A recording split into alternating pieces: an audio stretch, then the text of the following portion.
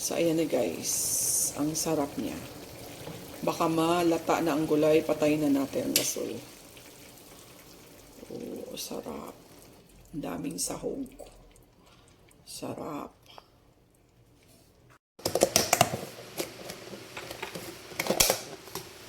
So, ayan guys. Magluluto tayo ngayon ng chop suey. Pero ang sahog natin is beef. Although, hindi ako makakain nito kasi allergy ako sa beef eh. May result na ako talaga sa aking test kung ano yung bawal. Pero it doesn't mean na hindi ako makakain. Makakain pa rin ako. But for now, since hinihil ko yung aking skin and I'm still taking the medicine, so out muna ako sa beef. Pero it doesn't mean din na kung bawal ako, hindi na ako magluluto. Paano yung pamilya ko din? So this is beef. Slice into small cubes. Kasi magluluto tayo ng chop suey. Sahog natin siya. And this is marinated already by salt and pepper, soy sauce, and oyster sauce. Ayan.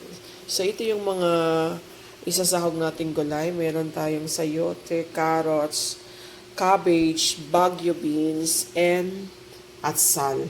Naka-ready na rin naka-ready na rin yung ating onions and garlic.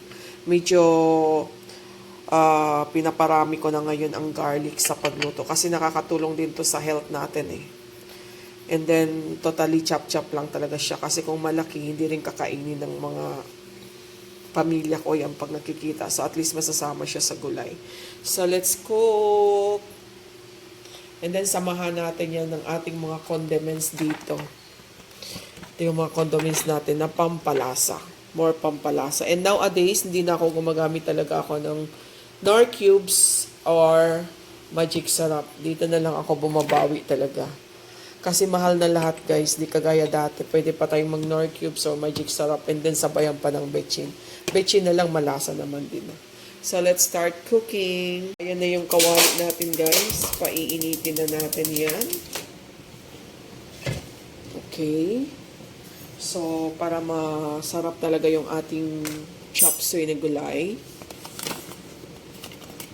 Garlic ang iaano natin. I mean butter. Ayan.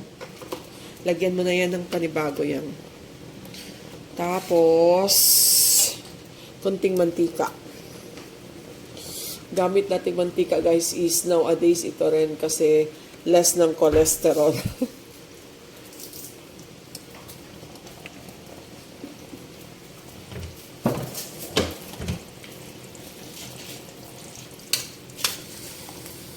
Ayan, while nagpapainit na tayo, as usual, ganito talagang ginagawa ni Mami G. Ilalapag ko na po yung aking garlic while nagme-melt ang butter. Kasi pag melted na siya, ilalapag ko tong garlic na nangangamoy eh.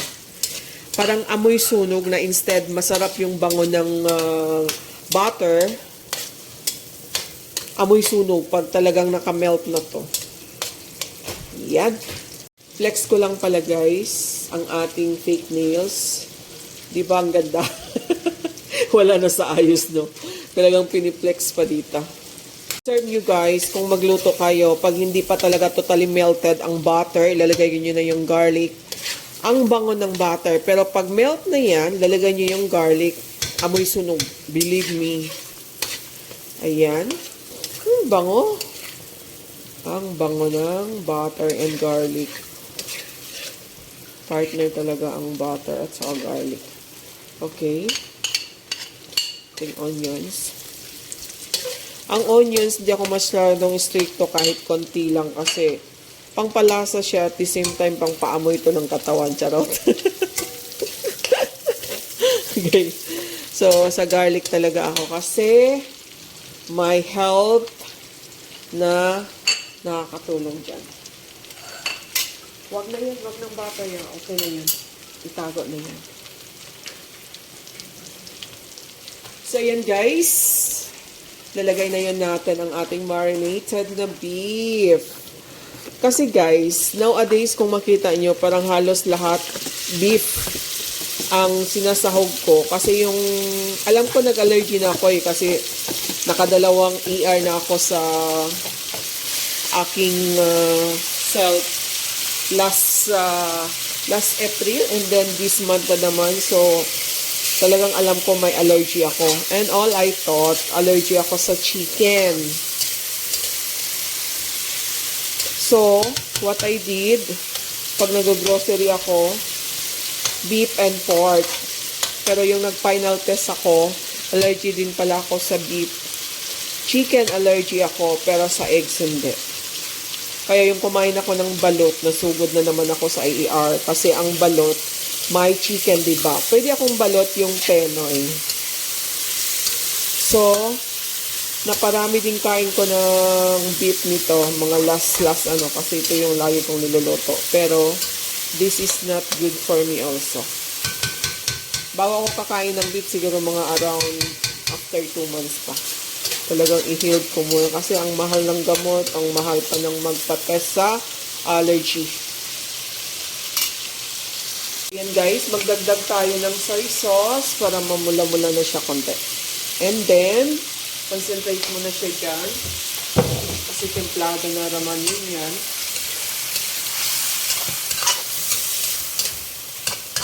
Akin na yan, akin na. Tapos guys, yung mga sauce pa dito.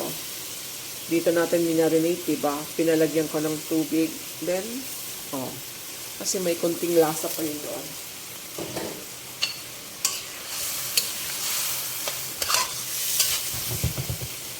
Hoy, parang ito lang, ang sarap na. Pero di ako makakain yang. Bakit ganun? Concentrate yan hanggang lumambot yung ating beef. Kasi mabilis lang naman maluto ang gulay. So, kailangan siyang concentrate dyan. Soak muna hanggang maglasa yung beef and lalambot. Ayan guys.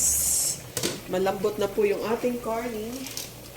Instead, maglagay ako ng ating chop suey na powder. Maglagay ako ng cream of mushroom. Ito yung pangpalapot ko. Hindi ako maglagay ng flour.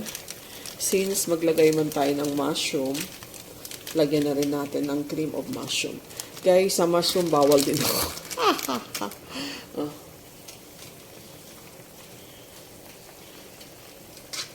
Palaputin muna natin.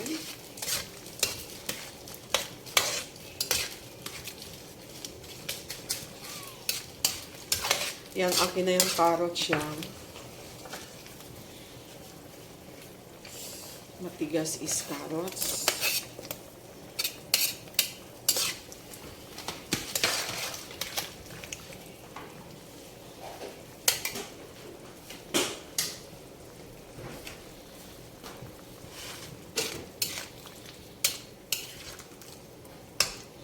Half lang ang carrots yan.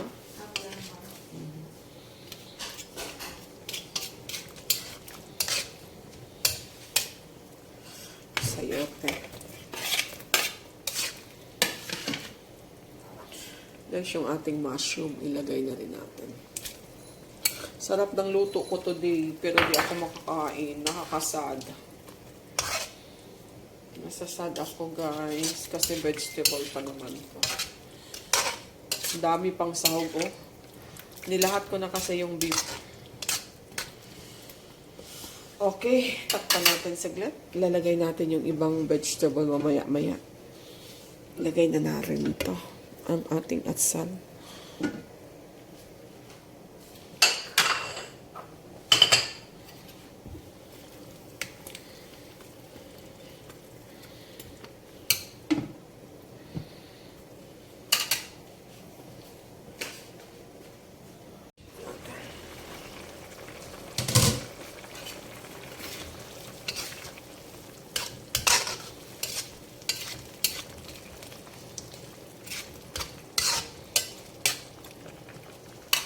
Lagay na natin ang ating...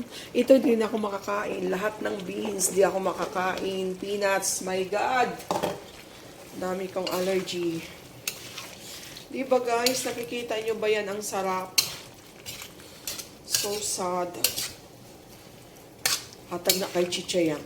Nalaglag yung isang sahog guys. Bigay ko kay Chichay sa aking labidab na pusa. I mean aso. Guys, ang sarap. Kita ko pa lang kaso lang di talaga ako pwede dyan. Or else.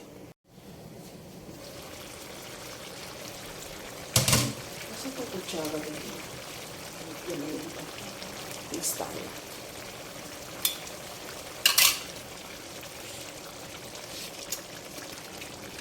Sarap. Wala pang bitchin. Ang sarap na. Uy.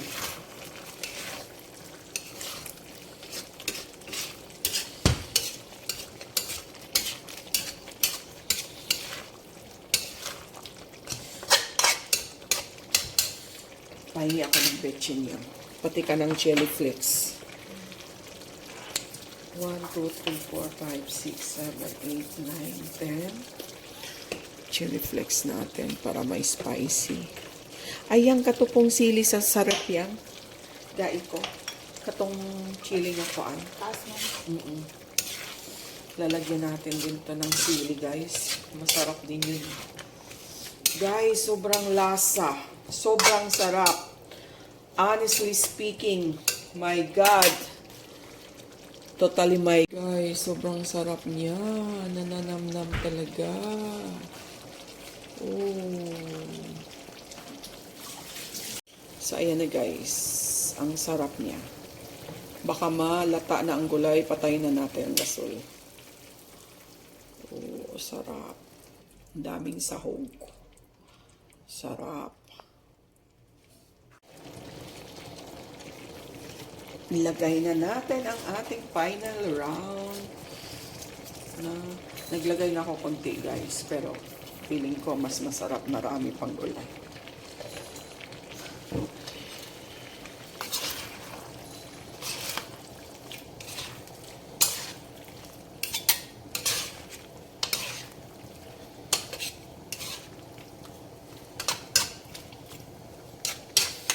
So, natikman na rin natin. Sobrang sarap.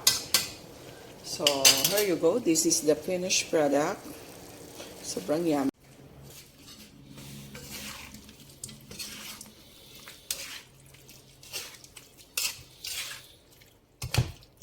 Nawala ang sabaw, pero it's okay. Kaya nag-cream na siya, guys, sa aking mushroom. Okay, so... this is it. Parang gusto kong kumain. May gamot naman ako. Charot. Hihirit pa si Mami G, guys. Parang gusto ko talagang kumain. Nakita nyo ba yan, guys? Sobrang lasa. Kaso lahat ng kalaban ko andito. Itong mushroom, itong beans, itong beef. Yan ang kalaban ko dito. Wala naman iba. Kasi pwede ako sa cabbage, carrots, at saka, ano pa ba? Iba dyan, mga ingredients. Pero ang mushroom, anyway,